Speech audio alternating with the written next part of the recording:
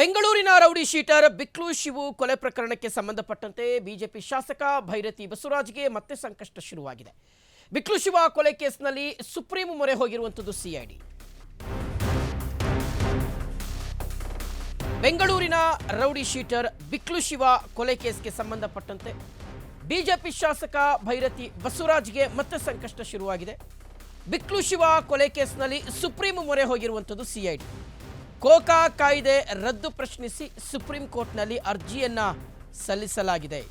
Supreme ಕೋರ್ಟ್ನಲ್ಲಿ ಎಸ್ಎಲ್ಪಿ ಸಲ್ಲಿಸಿರುವಂಥದ್ದು CID ಅಧಿಕಾರಿಗಳು. ಶಾಸಕ ಭೈರತಿ ಬಸವರಾಜ್ ಅವರನ್ನ ಪಾರ್ಟಿ ಮಾಡಿ ಸಿಐಡಿ ಮೇಲ್ಮನವಿಯನ್ನ ಸಲ್ಲಿಸಿದೆ.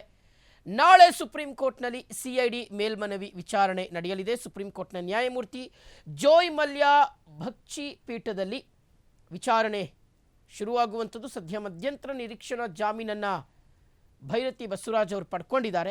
ರಿಲೀಫ್ ಸಿಕ್ಕಿದೆ. ಆದರೆ ಈಗ ಈ ಬಿಕ್ಲು ಶಿವ ಕೊಲೆ ಪ್ರಕರಣಕ್ಕೆ ಸಂಬಂಧಪಟ್ಟಂತೆ ಸುಪ್ರೀಂ ಮೊರೆ ಹೋಗಿರುವಂಥದ್ದು ಸಿಐಡಿ. ಕೋಕಾ ಕಾಯ್ದೆ ರದ್ದು ಪ್ರಶ್ನಿಸಿ ಸುಪ್ರೀಂ ಕೋರ್ಟ್ನಲ್ಲಿ ಸಿಐಡಿ ಅಧಿಕಾರಿಗಳು ಅರ್ಜಿಯನ್ನು ಸಲ್ಲಿಸಿದ್ದಾರೆ. ಎಸ್ಎಲ್ಪಿಯನ್ನು ಸಲ್ಲಿಸಿದ್ದಾರೆ ಸುಪ್ರೀಂ ಕೋರ್ಟ್ನಲ್ಲಿ. ಶಾಸಕ ಭೈರತಿ ಬಸವರಾಜ್ ಅವರನ್ನು ಪಾರ್ಟಿಯನ್ನಾಗಿ ಮಾಡಿ ಮತ್ತು ಕೋಕಾ ಕಾಯ್ದೆಯನ್ನು ರದ್ದು ಮಾಡಿರ್ತಕ್ಕಂಥದ್ದನ್ನು ಪ್ರಶ್ನಿಸಿ ಮೇಲ್ಮನವಿಯನ್ನು ಸಲ್ಲಿಸಲಾಗಿದೆ. ಸುಪ್ರೀಂ ಕೋರ್ಟ್ನ ನ್ಯಾಯಮೂರ್ತಿ ಜೋಯ್ ಮಲ್ಯ ಬಗ್ಚಿ ಅವರ ಪೀಠದಲ್ಲಿ ವಿಚಾರಣೆ ನಡೆಯಲಿದೆ.